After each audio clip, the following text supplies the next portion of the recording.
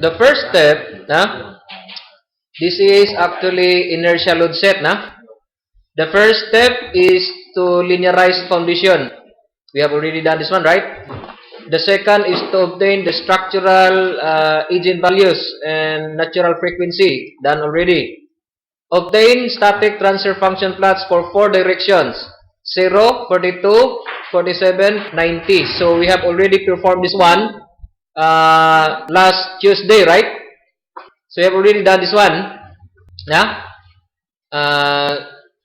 It on diagonal broadside direction from engine analysis and peak frequency given static function with no mass tuning topside levels are gathered.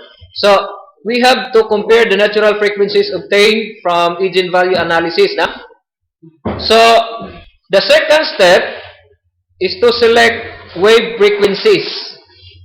Wave frequency from these transfer function plots.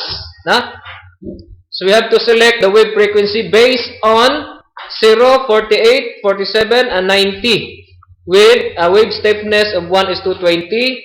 Wave force are linearized.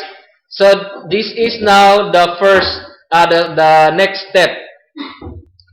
Select wave frequency based on structural natural frequencies, static transfer function. So no problem with natural frequency. We have already done. Static transfer function, we have to perform some manual calculation. If you still remember,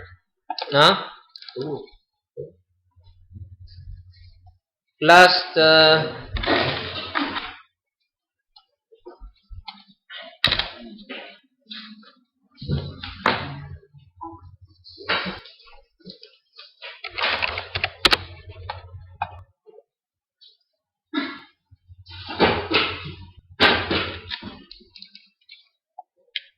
so if you still remember, we sent this file to you, See? Okay. Select wave frequency based on structure natural frequencies and static transfer function. So you have to select the peak and valley of the static transfer function plot. So this is the valley or the throw, This is 0.1 frequency. This is peak. That's 0.137. So you are going to determine this. This is 0, 0.1, 0.2, 0.4 hertz, 0.5, 0.7, 0.8, and so on and so forth, up to 1 hertz. So I check 0.237, 0.31, okay? I have 0.385, 0.429, 0.422, 0.513, and so on and so forth. So, after choosing the peak and valley, you will go to this calculation. So, you go to new. This one. I already sent to you this file. Can you please open it? This file. We choose airy wave. So, length is 1.560 square. Now, stiffness is 1:20.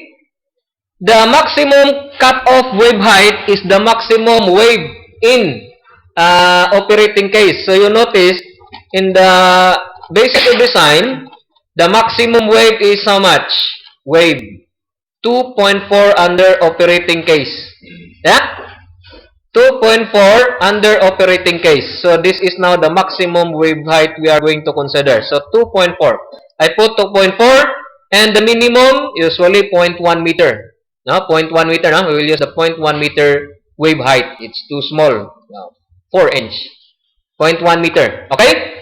So go to this folder and then you notice we have already the natural frequency. So I put the natural frequency here. Okay? So go to SACS and then inertial load under operating case and then modal analysis. Under modal analysis, we will find the natural frequency under operating case in the Dyn list. Okay? In the Dyn list, and then I will find the frequency. Okay? So this is now the natural frequency. Okay? I will copy it across to my Excel file. So just copy the natural period, no? Operating case. You remember this figure? 2.482, 2.269, and 2.0. No? I will copy it across to my Excel. This one, do not touch this one because this is a formula. No? It's embedded formula here. We can change here only, no? On the left side. This and the yellow is fixed. This is a formula. So you notice this is a formula. So I will copy it across. Paste. Okay? Paste it. And then in order for the SACS file to be usable as a Excel file, go to data and then text to columns. Text to column. Just press next, next, and then finish. So it can be used now. So I have it 2.2, 2.6, and 2.03. I will put it in here, na? This is the first mode, X, Y, and Z. Okay? So this first SX, I will copy it in here. No, this one, the first mode. Yeah, this one, the first mode in here. And my second mode in here. Now copy this second mode. And then copy also this. Okay. So this is the first mode X, the second mode Y, the third mode Z. Now sometimes there are some cases where the natural period is not exact one. So as per API code, I think that's not in API. No. 2% and 5%. No, it's in API. We have to consider, if we have the natural period. Can I have something?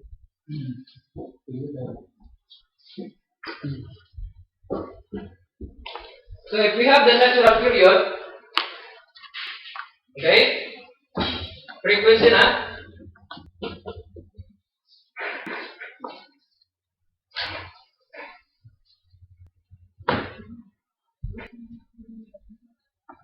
So this is what we call as variation. If this is the Tn is natural period, you have to consider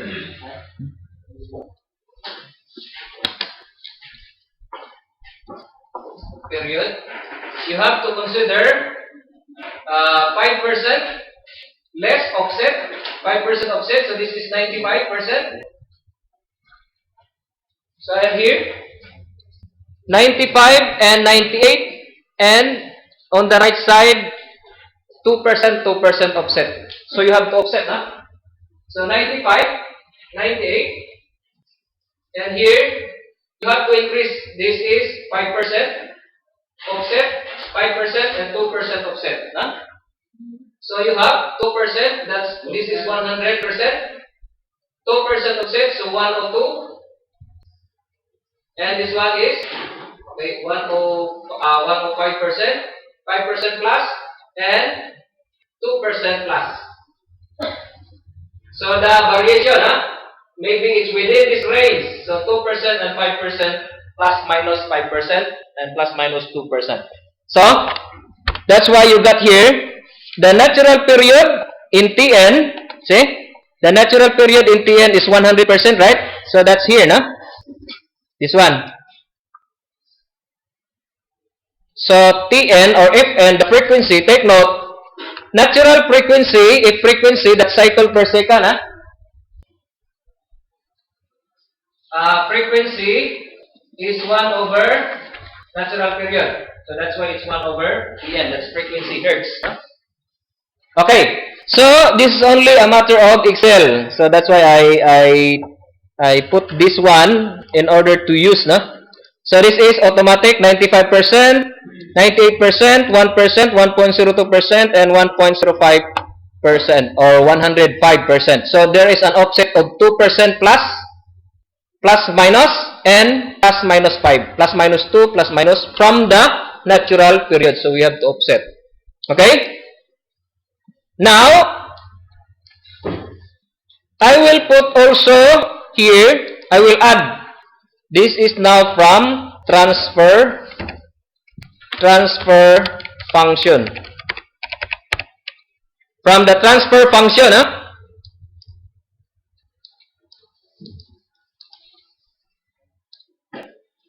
okay, from the transfer function plots. Take note, in the transfer function plots, we have two. The shear and moment. No? The first one is shear. So, from this diagram, I have here, say, 0.1, 0.137, 0.237, 0.31, 0.385, 0.42, 0.422, 0.554. I will add here. I will put it all the frequency in the peak and valley, because this will be our input in the C-state file. So that's why you have to have a copy on this one, and then determine what is that value. Now you have to drag and then scale, drag and then scale using, of course, a roller. Okay? So from here, I have 0.1, so I will put 0.1 here. Take note, we have to check if this is what? Static transfer, this is overturning moment. No? So we will go to B shear. This is the B shear, right? Okay? B shear, you have 0.1, so I will put 0.1 also. First is 0.1. So this is what? The remarks is, this is peak, no? So I will put P, means peak. Peak, and then the next, the true, no?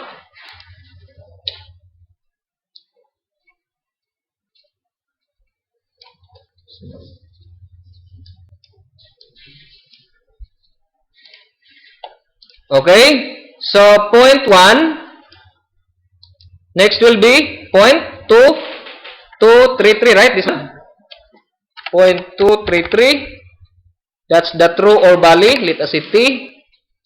The next is 0.307, so you do it manually, peak, 0.307. The next is 0.385, so that's the true peak, no? 0.385. The next is 0.437, peak. Take note, this procedure will be used also during fatigue. 0.437. The next one is 0.548. Okay. This is from static, no? Or you can just put like that, no? Just only indicative, no? 0.548. The next is 0.593.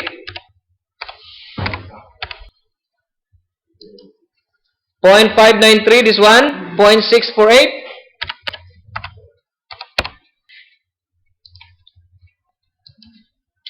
0.648. 0.693.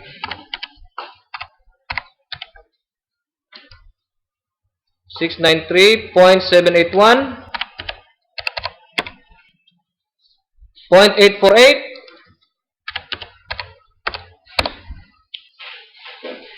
0.907, and then 0.944. Okay, check at the top if there's still, okay, there's still at the top. So we have to check also, no? At the top, see, you have 0.478. Yeah, at the top, 0.478. All peak and valley, peak and valley only. 0.478, 0.722. So this one, 0.722. The next is 0.759. Are you following? You have to do it manually. The next, 0.807.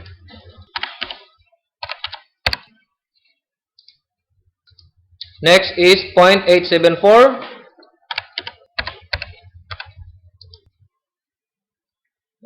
This one, and 0.967. Okay, so all the peak and valley in the shear. Now this is shear, right? Shear. The next will be the moment transfer function plot. Moment transfer function plots. So at the top, we have the moment at the top. See? Moment, overturning moment, So we have to consider also. Moment, we have 0.1. Na? 0.137. 0.237.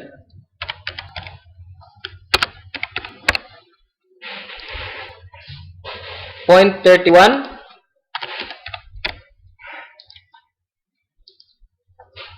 0.385. 0.429.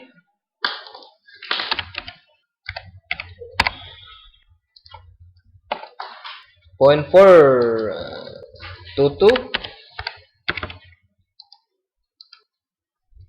0.540.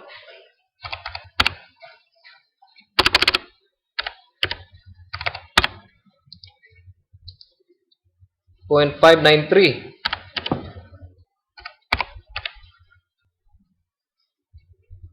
0.651. So the principle, select the peak and valley na frequency. 0.651, 0.681, 0.707, and then 0.759,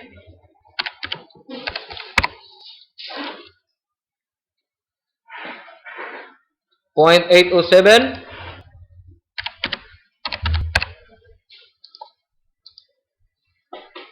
0.852,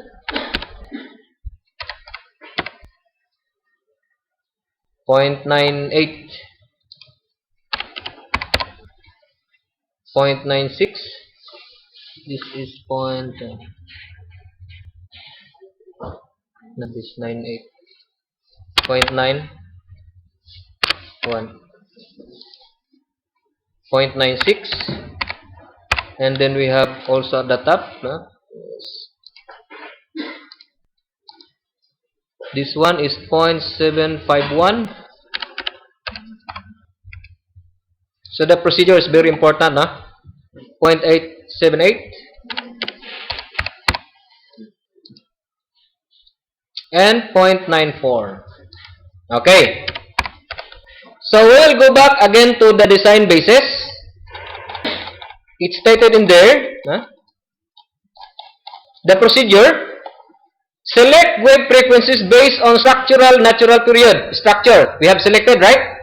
Second, static transfer function. So that's why the static transfer function is there. So we will select wave based on that. Okay? So in here, we have some parameters. No? So I will delete this one. I will delete this because this will be used in here. No? The first, I will consider the natural period. So I will copy it across in here. Now copy this. Put it in the frequency. No? The frequency is natural period at natural period. Right click and paste special and then values only. Copy the values for this. No? This one. Okay, I have already. And then the third set, copy, put it in here, paste special, and then values. Copy also, put it in here, copy only the value. Okay, so done already with the natural period, no? With the 2% and 5% offset. I will copy also the transfer function frequency because it's required. It's stated in our. We have still one. We have one. So I will copy it across. Okay. All the transfer function plots. Put it in here. Value only. Okay. Nah? And then, to be complete, I will copy all the natural frequency starting from 4th. Because we have already done first, second, and third, right? So I will just copy this one. Up to 20th mode. Copy it. And then paste it on the left side of this calculation. values. Okay? And then I will delete this one. This is not required.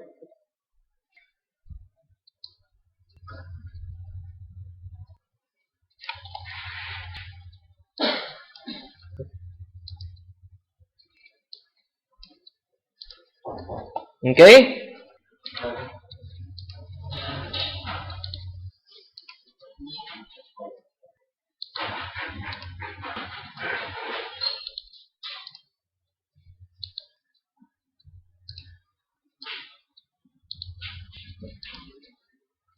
Okay. Now, we have to arrange the frequency from lowest to highest. Because that's what SAX wants. You start from lowest to highest frequency. Okay? So, go to sort filter. No? And then, smallest to largest. No? Smallest to largest, and then continue with current selection. So it should look like this.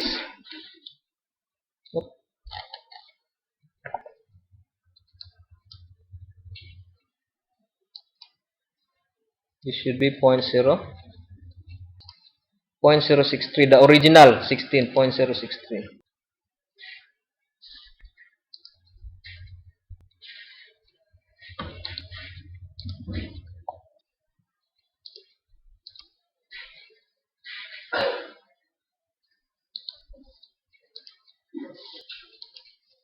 .063.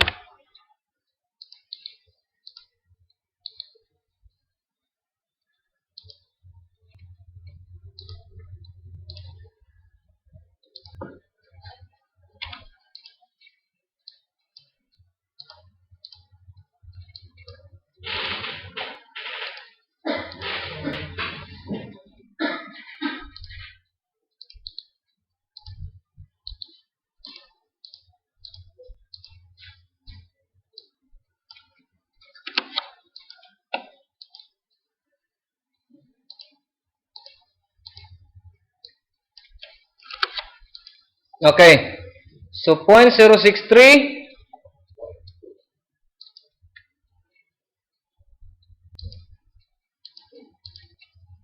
That's the 16, huh? That's the 16. You notice you have the starting from 16.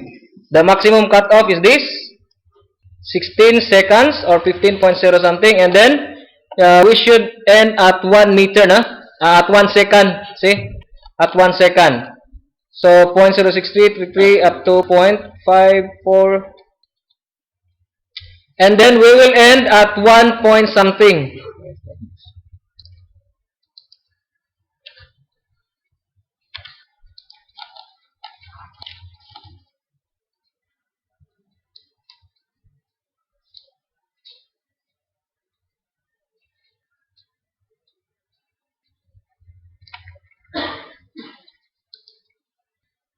Smallest to largest.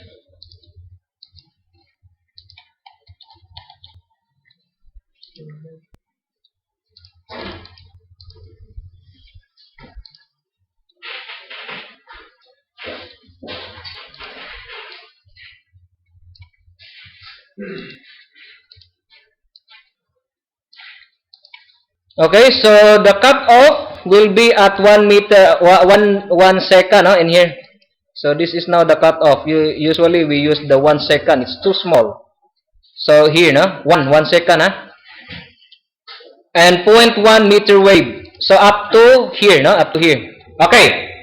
So after this one, huh, after the selection of height against period, you have to check the maximum cutoff and the minimum cutoff. We will start. We will use only at 1 second. 1 second. Huh? So up to here. The rest is too small already. So up to 1. Okay.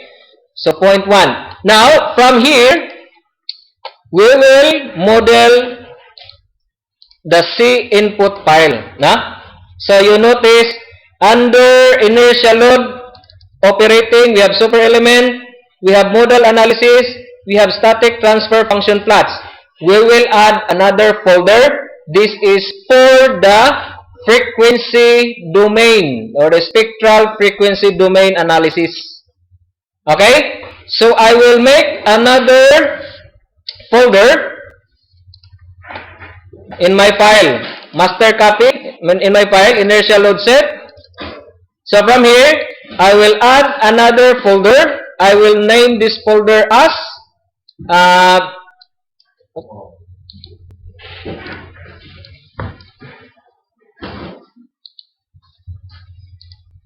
so 4, and then this is frequency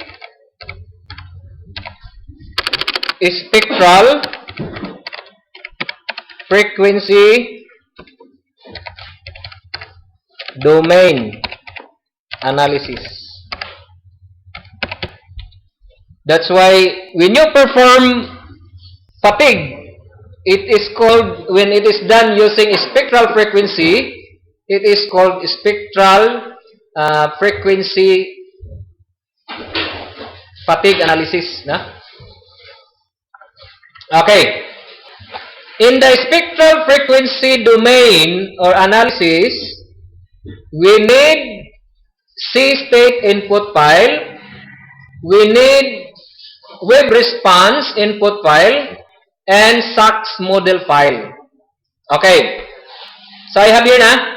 I will copy the model file. Listen, this is very important.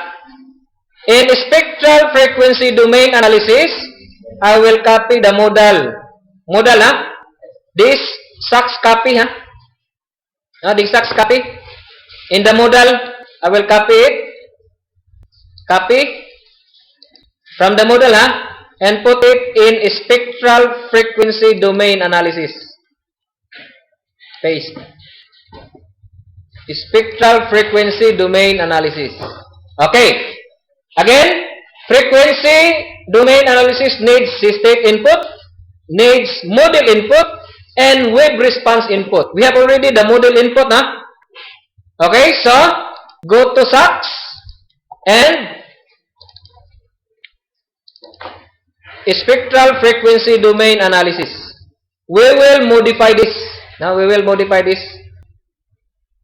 Go to data file. Go to data file and change this one into dynamic. This one, dynamic. If it's in dynamic, it's okay already. Dynamic, Change this to dynamic. Dynamic. And delete the A-mode cards. Delete the A-mode cards. A-mode. It's not needed. Okay? So put this in dynamic, Put this in dynamic.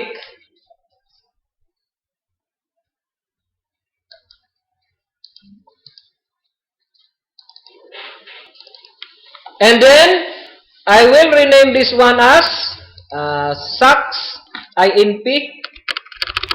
SACS INP. SACS input dot WBR. SACS input wave response dot SACS INP, meaning to say SACS input dot WBR. Okay. Can I have some water, please? What is this in Vietnamese? Water in Vietnamese? No. Water only. Water only.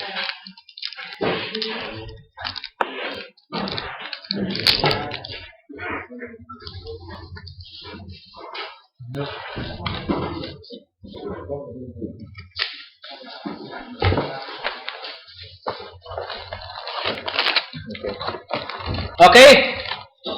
So, let's start first. Okay. This one is the C state input file. We will create a C state input file because when you perform wave response, you need a C state input file. As what we did, same as a transfer function. Go to modeling. Go to modeling. So this is how to make C state input. Go to modeling. Go to data gen. Create new data file. Press OK. And then select C-state. Now, the C-state input, this one. C-state input. Because this is a C-state input file. So, copy the C-state input file. Make a C-state input file. Press select. Okay. So, we have, it should be in MN, in metric, with force kilonewtons. And then this one, choose dynamic. Wave response is dynamic. Choose dynamic. Water depth, we will use the maximum water depth of 53.8. Now, this is the maximum water depth at operating. Mudline elevation, minus 50. 1.03. Now, I'll change this 1.03. And steel density, 7.85. Choose global coordinates.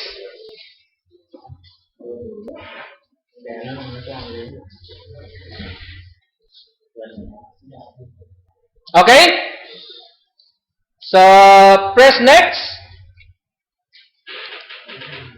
Enter titles. Yes.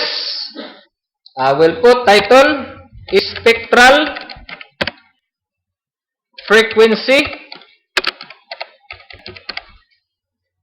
domain analysis model. Spectral frequency domain analysis.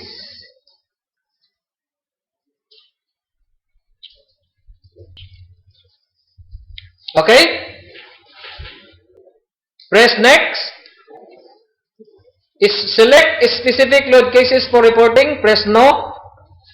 Factor load cases based on analysis type. Press no. Select specified allowable stress. No. Loading options. Cease. Meaning to say, C-state only loading. Select C-state. Place next. Include concrete data. No. Enter wind drag or inertial areas. No. Enter drag inertial coefficient tables. No. Reynolds number. No. Specify special load reports. No. Dummy. No. For loading only groups. No. Members to be considered for loading. Press no. Loading only. No. Hydrodynamic. We will copy this later on. Member hydrodynamic overrides. We will copy this later on. So press no. Plate. No. Marine growth. We will copy this. Press no. Windshield zone elevation. No. Load data. Yes. Our load data will be wave only. Wave. Wave only. Wave only. So, press yes. This will be our first load condition. First one. One. Press next. What will be our load? Wave loads. We don't need to generate transfer because this is already in wave response analysis. So your load should be wave loads here. Now select wave. Wave load. Press next. And we will use array, We will use array. What will be the wave height? Okay. The wave height will be the height of this 2.4 and 15.873. You follow? This is the wave height. This is the period. This is actually 16, 16.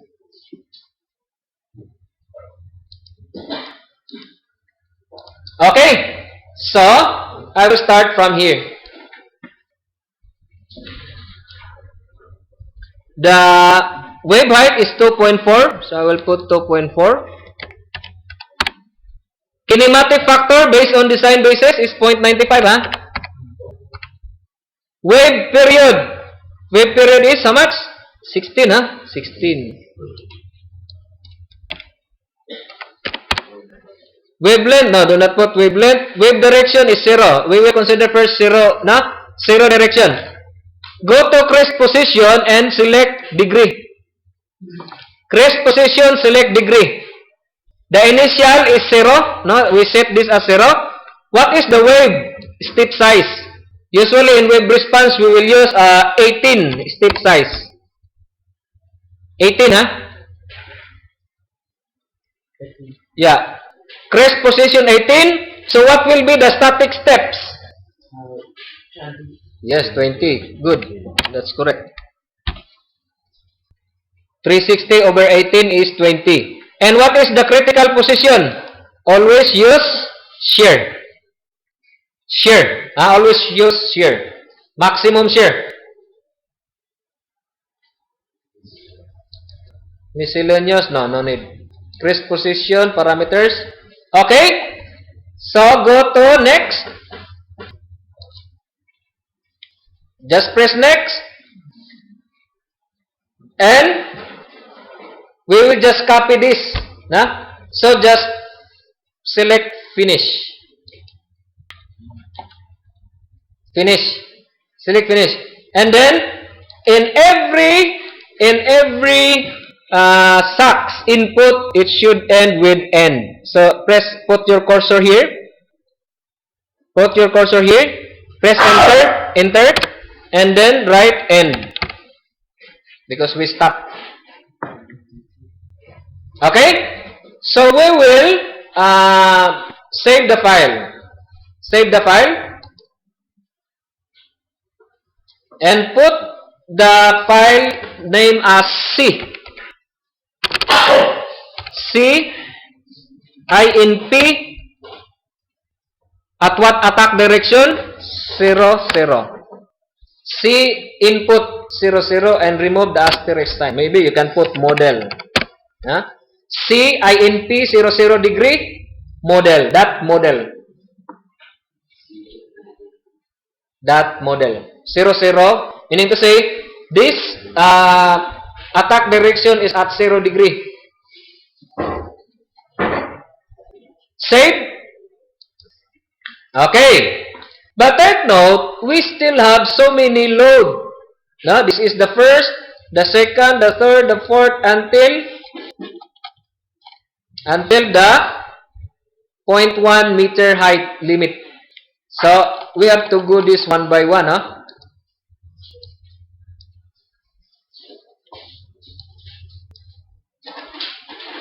Okay. So, I will just copy this across this one, this load condition here. Control, scroll down, right click, copy. This is only repetition, paste. I will name this as load condition 2. My wave height is 2.4 and my period is 10. So 2.4 and 10. That's it. The angle of attack is at 0, no? 0 degree. See?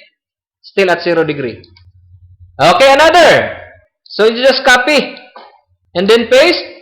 Name this as load condition 3 and then 2.4. No. If this is repeated, do not use the 2.4 and 10. This is repetition already. So do not use this one. You got problem. You got error. So go to the next. The next is 7.299. So 2.4 and 7.299.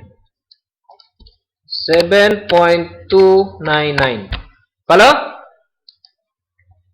So first is 2.4 or 16. 10. This is duplication already, so do not use. And then we have this. Next, I will copy this. Paste. Load condition 4. And then what will be the wave height? This one, 1.437. And then the frequency period is 4.298. 298. Angle of attack 0. Until 1 second minimum cutoff. Fifth, 1.389, no? 1.389. And the period is 4.219. 4.219.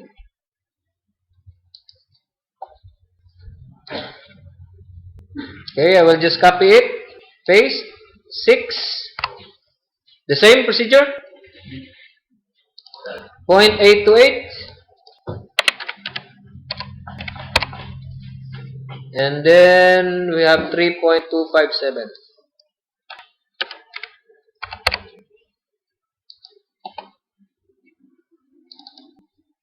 Okay? Next is 0.812. The 7th.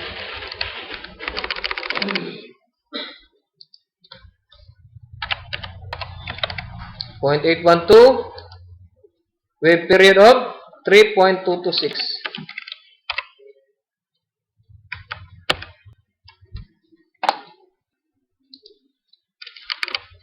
Next will be 8. 0.812, 0.532. 0.532, 2.613.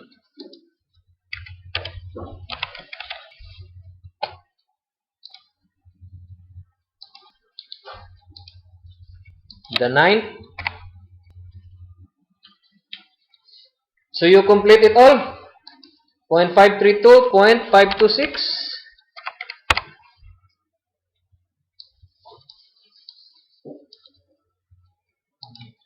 2.597.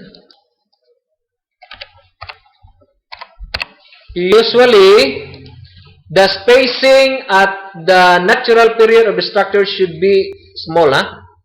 Smaller. So you notice 2.6, 2.5, smaller, huh? Should be smaller. The 10th, 0.526. So you have duplication already. Do not use, no? It should be on the ascending order now. Descending order of height. 0.526, 0.5 with a wave period of 2.533.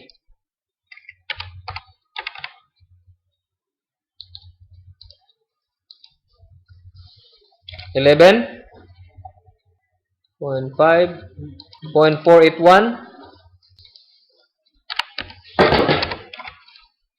and then we have 2.533, 0.481, 2.48.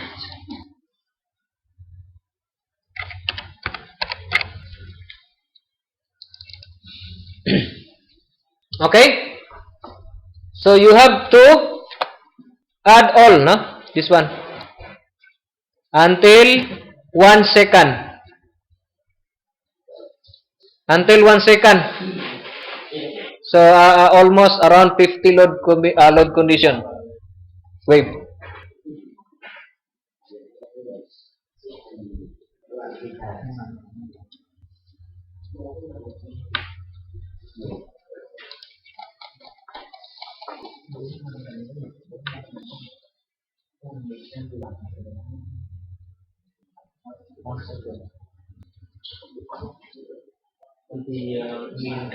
Yeah, until the cut off.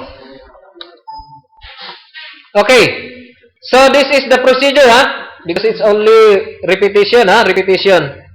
Okay, the next, you save this one. So until 1 second, huh? Until the minimum cut off, 0.1 meter height wave. Okay, take note, if you check this loading, it stays in here. See this one, this file. This indicates that all loading will be on the assisted file. That's why it says S. Take note also that the hydrodynamic forces will be part of CDCM. So, if you select C state only, you have to add the CDCM here. You add the CDCM, huh? So, I will close this one. Close this. And copy the CDCM. Go to your model. Go to your model. And edit file. Go to edit file. And copy the CDCM, na? Edit, find CDM.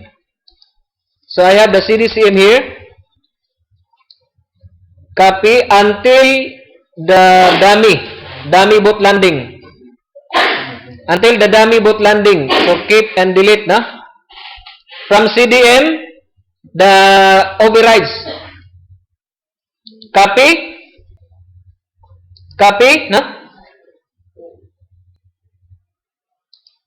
And put it in the C input model, C state, the C state file. Okay, put it in here below the file, huh? Below the file. Enter. Put the cursor here, right click, and then paste. So I have already now the hydrodynamic and the marine growth, huh? So it's already here.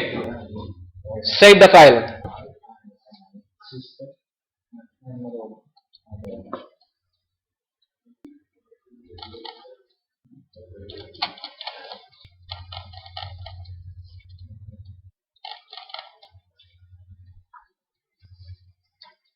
Okay? Close the file. But take note, you have to delete what you have copied from the model, huh? From the model. We copied it from the model, huh? It will be duplicated now. So delete this. Up to also the boat landing, huh? Cut this one. This is now at the model, huh? Oh, sa SACS input model. You copy it from the SACS model or the CDCM, but you have to delete it from the model, huh? It will be duplicated. So cut and then press delete. Save. So in the C input model, there is already hydrodynamic. If you will not delete the hydrodynamic in the model, it will be duplicated, therefore error. So you see, in the C state, you copy the hydrodynamic properties, now the group overrides, the member overrides, boat landing. So you copy it across. But in your SACS or the model file, you should delete that one. Otherwise, it will be duplicated. So CDM, it's deleted already. Huh? Okay. So, first, we have the model file. Second, we have the C state input file. The third is the wave response input file. We will create now the wave response input file. Okay? So, wave response input file, go to modeling. This is how to model wave response.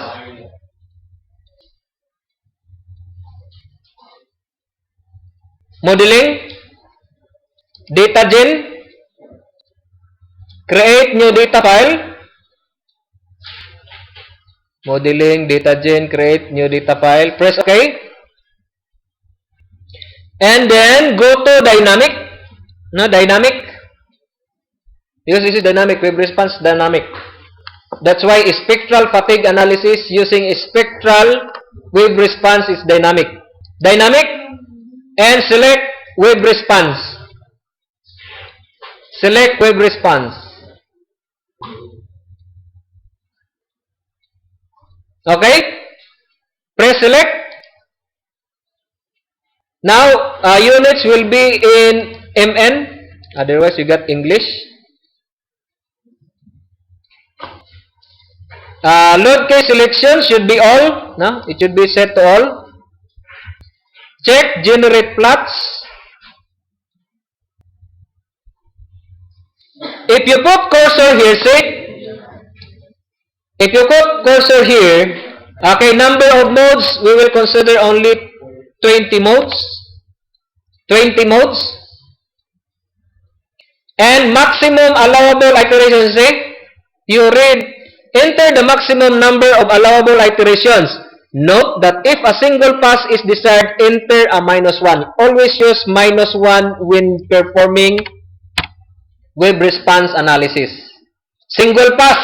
So that we have two cases, the dynamic, we have mass dynamic, inertial load, inertial load. So minus single one only. So Morrison equation will be deleted. So use always -1.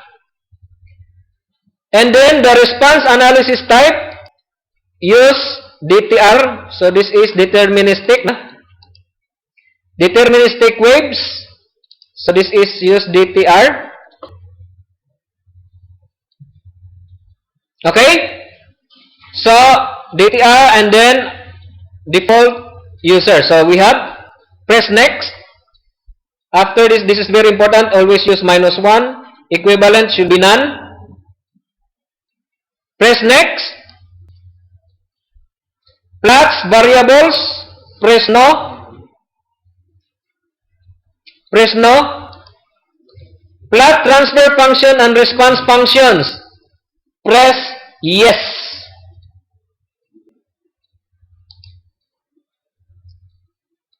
Transfer and response function plot. I will choose overturning moment. You can choose plot, data, or both. Overturning moment both. Bezier plot both. Overturning both. Bezier plot both. Then I will select frequency.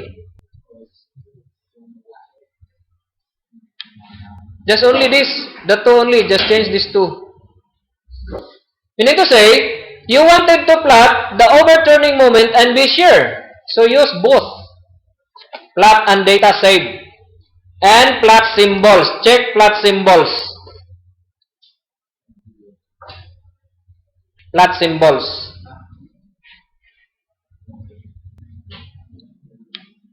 Okay?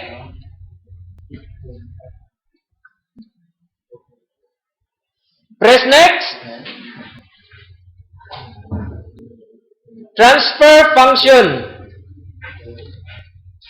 Okay, what will be the beginning wave first transfer function? You go here. Say, in your state model, in our state model, we have load only from 1 up to what? Up to 11, See?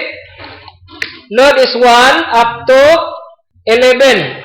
So you choose here 1 and to 11. If you have 100, so 1 up to 100.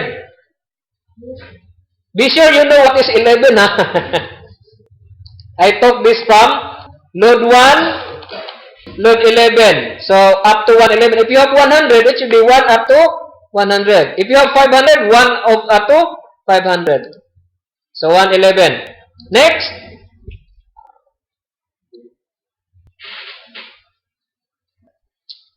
Are the damping values the same for all modes?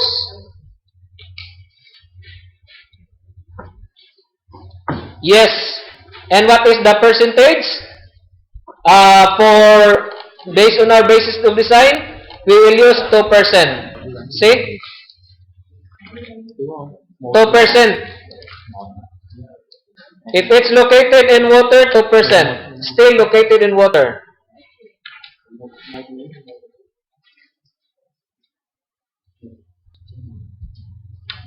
Next, modes to be included? No? Okay, save the file. Save the file. I will name it as WBR Web Response Input INP. WBR INP. Then that model.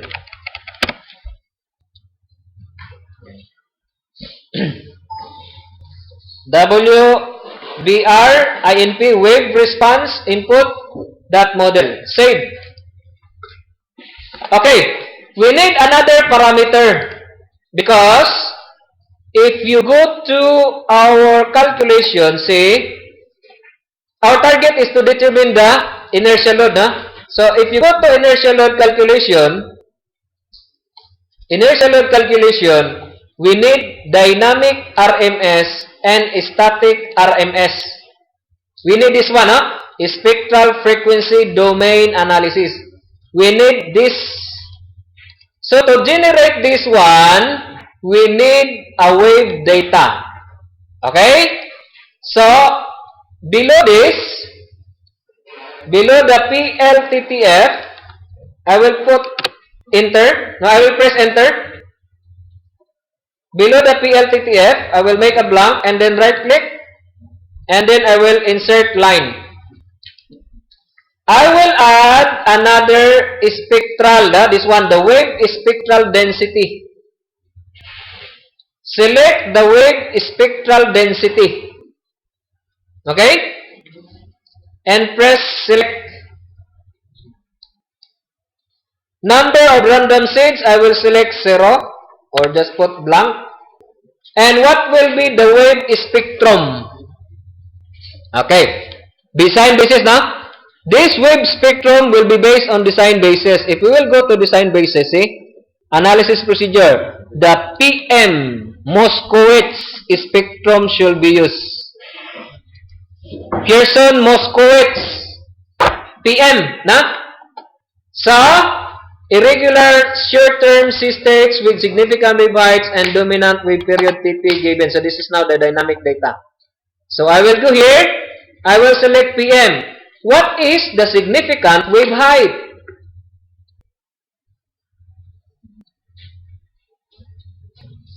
What is the wave significant? Go again to design basis. This is now the dynamic data. As per design basis, dynamic data is this. You have at south 1.8, 6.6, 1.3, 5.5, 1.3. If we will choose this one, which one is most critical? This biggest, the significant wave height is 1.8. So if you compare this one, this is 1.4 only. And the TP is 6.6. So therefore, my significant wave height is 1.8 and the TP is 6.6. So in here, significant wave height is 1.8 and the dominant period is 6.6. Okay? And what is the beginning load case? 1. The beginning load case should be 1. Now you notice this one. 1 to 11, right? So 1 to 11. So you put 1 up to 11 only. If you have 100, you put 1 and 100.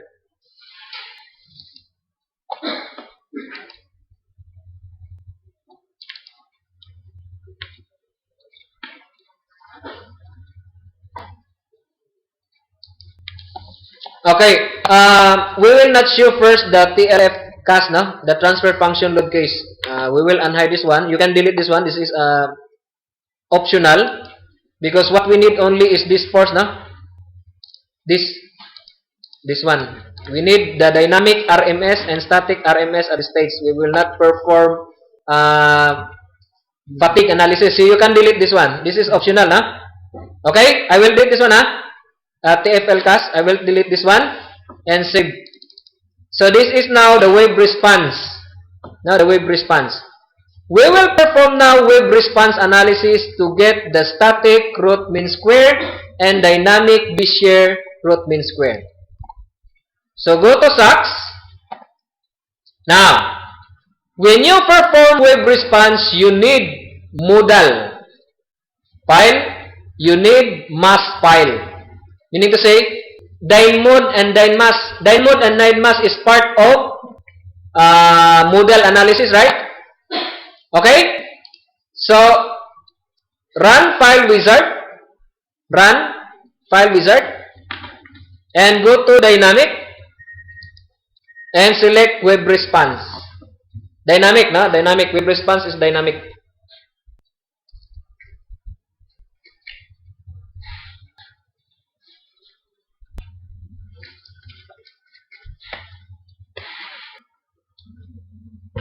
Okay. Start wizard. So web response input, select this. Open. C input. We need a C input. You notice the C input is 00, no? Attack 0 degree. So select all files and C input at 00, this one. C in P. Open. And the SAX input, the model file. The SAX input is this one, huh? SAX input.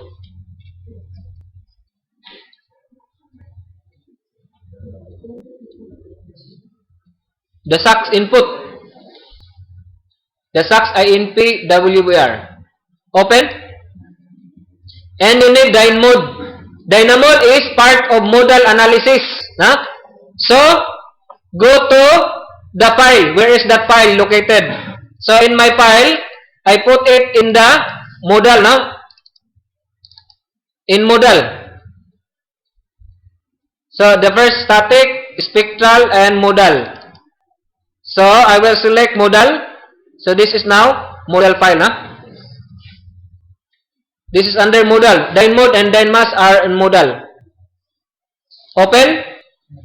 Another Dynmass. So, go to that folder. Dynmass.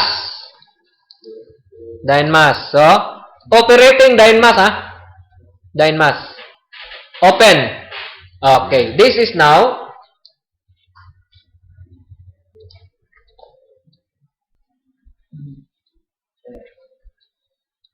so you perform analysis, you run the analysis and you will get, I will change this one, I will rename this one 00. The web response at 00. I will close this. And the web response, I will rename this 00. Meaning to say 0 degree, huh? We have 0 degree, 42.7, 42.8. Okay? And then run the analysis.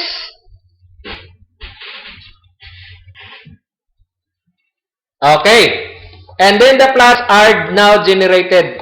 So you can check. So this is the plots. This is transfer function overturning moment. The next one is the response function. This one is the 0 degree. Frequency at 0.4 only, up to 0.4.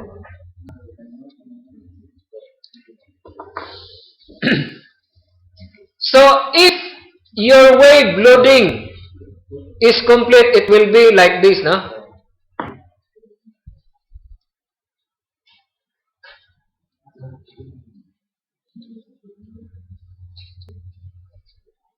Okay. What we need, this plot will be used only to check if the programs works properly, no? What we need, what we are going to extract is the wave response output listing file.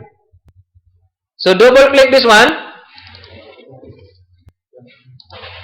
Double click this one. And you need this file. Huh?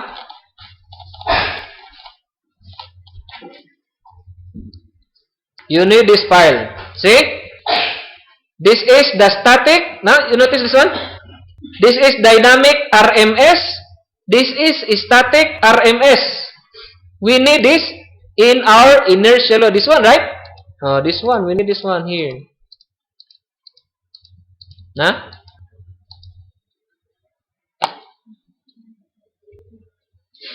So I will insert another spreadsheets. Insert. Press OK. And then I will call this as C00.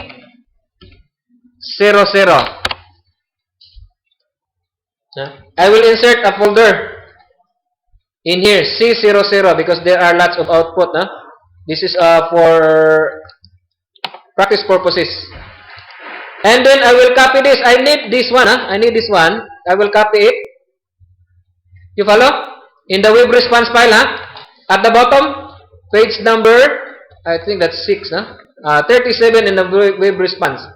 Copy this and put it in here, in the inertia load. Right click, paste. So dynamic and static RMS. Go to data, text to column, and then you have to check. So one you put 6, first wave, second wave,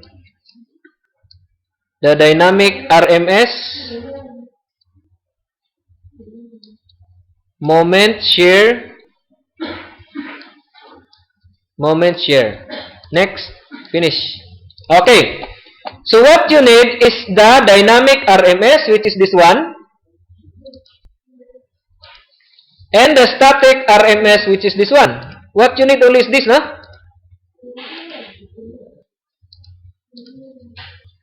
Okay, in the calculation, dynamic RMS equal to how much? See, dynamic RMS is this. Dynamic RMS is that. Enter. And equal to static RMS is this. Static, that's static shear. Enter. So this is now already complete. What is not complete here is this. Now, this portion is input. The rest is formula. This one also input. The red ones are input, so I will highlight this one. These are inputs. This one is formula, no need to change. Okay? So, this is done, this is done. You still have what attack direction? We have 42.8. We have 47.2. We have 90. So all the attack directions now.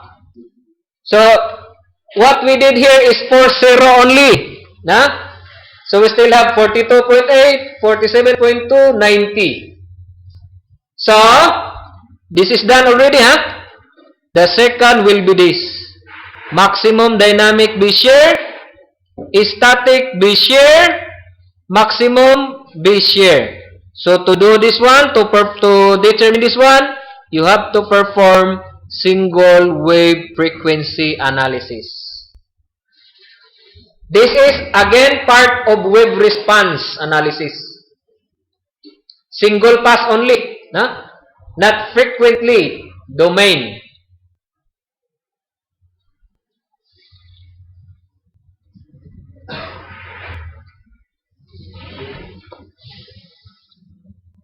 So, how much you got? Is it 58.3? Dynamic RMS?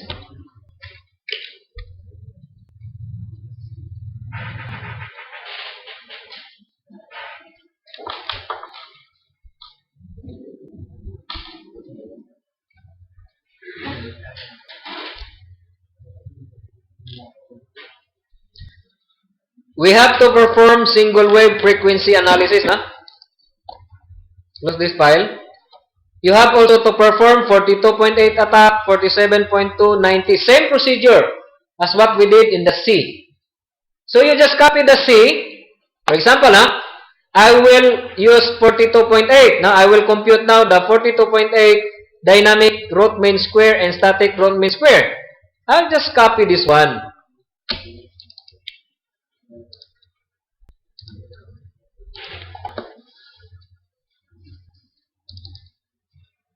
Inertial load operating spectral I will change this one. I will make another folder and name this as 00 degree. This is the degree, attack degree, direction.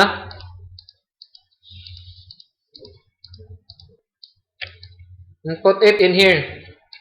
0 degree. Another attack direction is 42.8 degree. I'll just copy what is inside here.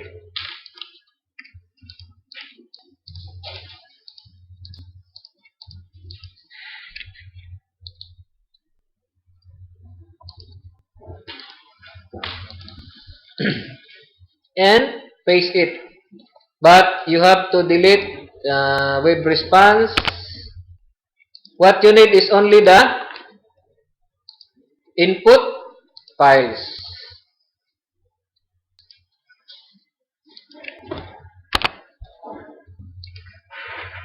So you need the model CINP model.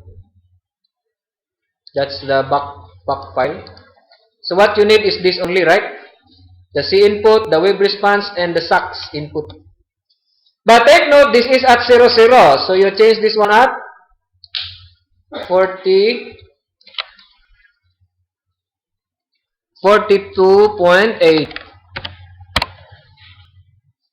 CINP 42.8. And then you change this to the angle, the angle of attack to 42.8. But take note, the transfer function in 42.8 and 0 is different. So again, you go back here. At 42, the first is 0, the second will be 42. So you go back again this one. You go to the Excel file and change the wave and height. That's it. That's the principle. Until you will reach the 12 attack directions. So you have to update this one.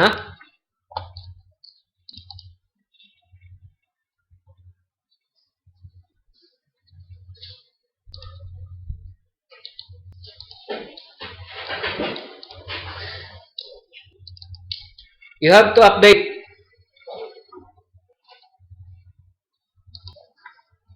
Okay, like for example,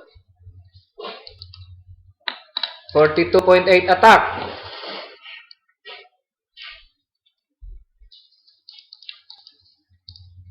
So, in the wave condition, you have to change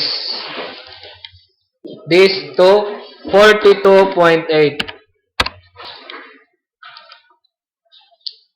Angle of attack is 42.8. Take note, you change this one, The frequency, the peak and valley will be at 42.8. 42.8. I will give you all the files, for you to check, practice. Complete already. So it really takes time to perform wave response, particularly in inertial load set determination.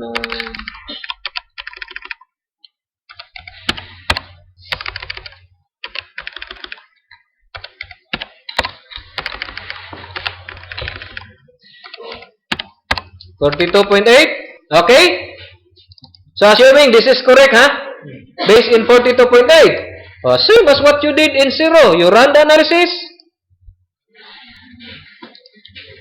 using dynamic wave response. Wave response, select the wave response. C input file at 42. See this one? It needs a SACS input file. So SACS WBR. It needs dyne mode, so you have to go to dyne mode files. It is located in modal analysis, in here, So you have inertial load set, operating condition, modal. All files, so you have modal, see? And then, go to the file folder also. Modal. And then mass. Line mass. Oh, done. Rename the file. Web response 42.8. I don't need a COC file. I need a web response input file. 42.8. Run the analysis.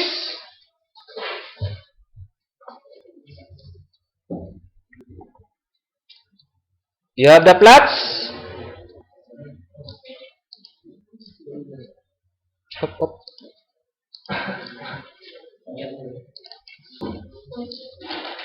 Extract na this one. Okay, right click, copy, put it in the inertial load, and you will insert the spreadsheets. Okay, I will rename this as C42.8, and then I will paste.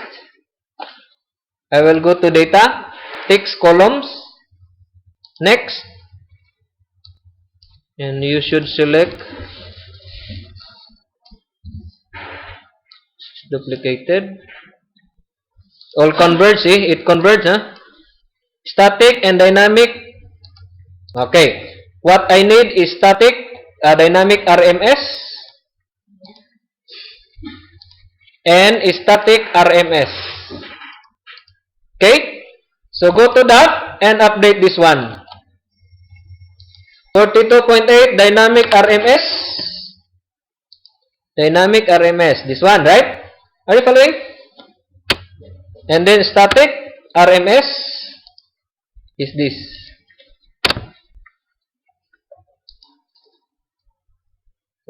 That's it. So this is done already.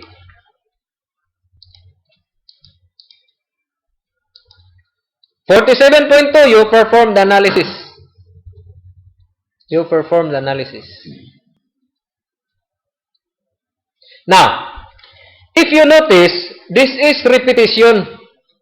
Na? From 0, 42, 47.2, 90 up to the 12 attack direction. You can do this in one time. You have to make a file, no? A file 42.7, 47.2, 90 up to 12. And then you can run this in one file. Not just running in this step by step, no? 42, one by one, one by one. You can do this by going to file and then see run run multiple. Run multiple, you can do that. Okay, for example, we will run only two, no? Two. Run, I will change this one to, okay, I will run this one first. But I will change this to, I will put this to WBR run, rename 00, and just save the file. Okay? So the WBR run 00, This is run 00. WBR run 00. And on the 42nd also, right click and then rename this one 42.8. Okay? 42.8 and then save. Do not run. Because when you run this one, you got only 42.8. Okay? Then I will use the multi-run. File, run multiple. Okay? Run multiple. Okay, I will go back, File, run multiple. And then I will select this now. Show run files in C is to run this type of region. Select this. And then I will select this. Press OK. So this is now WVR run 00, right? Select this and put this in here. And then check also execute after creating multiply run. And then I will select again. I want to run it 42.8. Press OK. No, 42.8. Okay, it's okay with that. So that's 42.8 na. Okay? And press OK. Now go back. You have the multi-run here. It's not, cannot be. Run 5.0 or higher, no? It can be.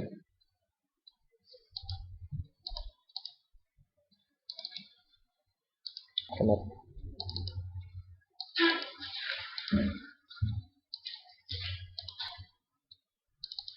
Should be running. I haven't checked this one.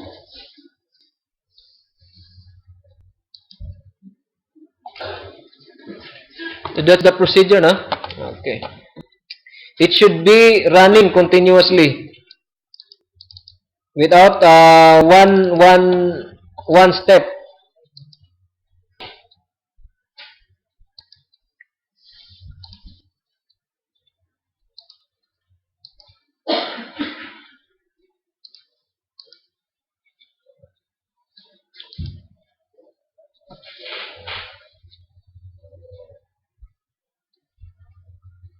So we got error.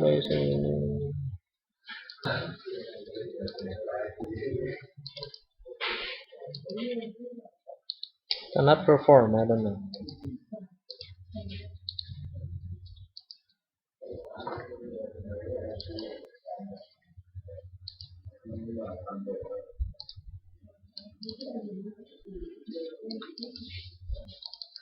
Because if you have 12 attack directions and you perform it one by one, you can do that. You can do also multi-run, huh? I don't understand why it's not performing.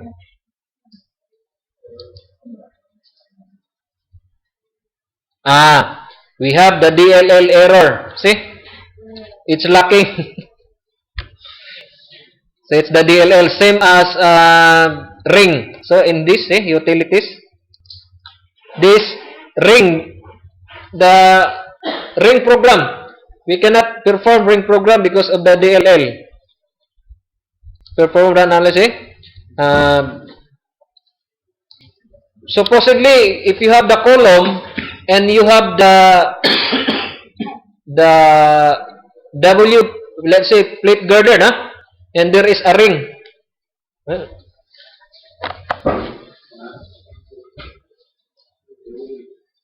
This one, and then like that, plan. This is plate girder. You can design this plate. What is the thickness, using this ring program. But unfortunately, there is no DLL, so you cannot use. So there is a DLL error, no? Due to invalid DLL error. So it is nothing to do with our analysis.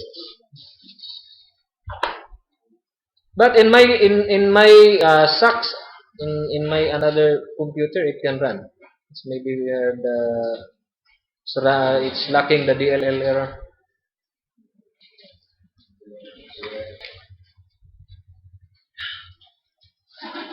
Okay, so this is a spectral frequency domain analysis. The next step is single frequency analysis, or this is what we call as deterministic. Deterministic, na? This is deterministic way.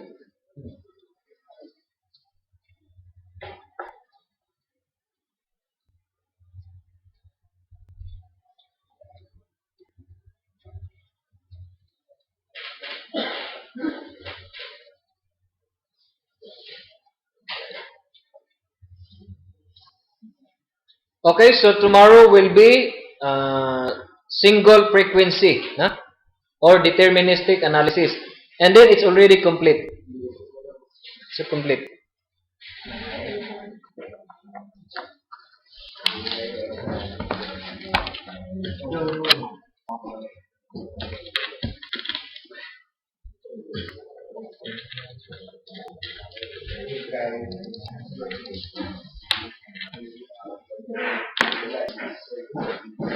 So tomorrow no party? Huh? Tomorrow no more party because I want to hear Mr. To singing, huh? You have a good voice, huh? Karaoke. Yeah. Tomorrow.